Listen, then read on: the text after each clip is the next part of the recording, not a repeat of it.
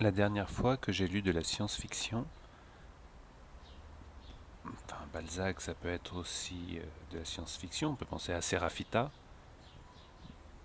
mais sinon la dernière fois que j'ai lu de la science-fiction, cette belle science-fiction avec ses belles couvertures, c'était des fleurs pour Algernon que l'on m'avait offert à l'époque où je faisais du théâtre, il y a 20 ou 25 ans.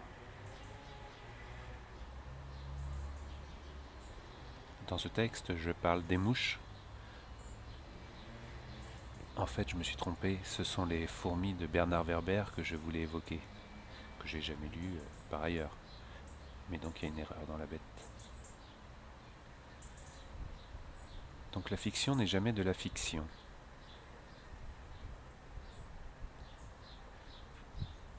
Chez Balzac, le romancier par excellence, la fiction n'est pas de la fiction, tout à fait. On le retrouve parlant de lui. Même s'il annonce dans la lettre sur Kiev, le seul récit de voyage qu'il ait fait, qu'il n'aime pas parler de lui.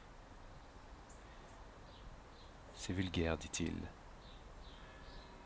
Le jeu est le pronom le plus ennuyeux, dit-il.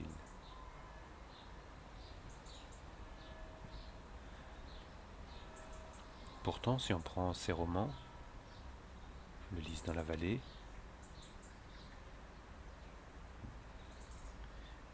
il remet tout un tas de lieux qu'il connaît, qu'il a fréquentés dans sa jeunesse peut-être, dans ses voyages en Touraine. Peut-être qu'il y a un peu de lui idéalisé dans Félix. Dans Béatrix, c'est issu de conversations avec George Sand, évoquant Marie Dagou, Liszt et d'autres derrière ces personnages.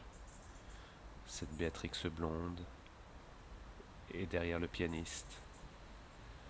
Tout ce que lui raconte George Sand est dedans. Elle dit: moi je ne peux pas écrire sur ça, c'est mon ami. Mais vous faites-le, dit-elle à Balzac, et Balzac s'en charge. Et puis dans ce qui se rapproche du nouveau roman, Michel Butor, dans son degré, va mettre une part de son expérience de prof, il ne s'en cache pas tellement. Dans l'emploi du temps, il met son voyage à Manchester, derrière cette ville qu'il remodèle pour son histoire.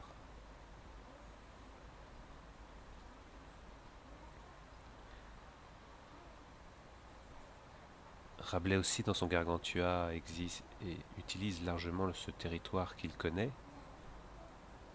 de toute façon. Un mot tire une expérience, un mot tire d'autres mots, un mot tire un paysage de mots. Et on peut revenir à Balzac et à Louis Lambert. Souvent, me dit-il en me parlant de ses lectures, j'ai accompli de délicieux voyages, embarqué sur un mot.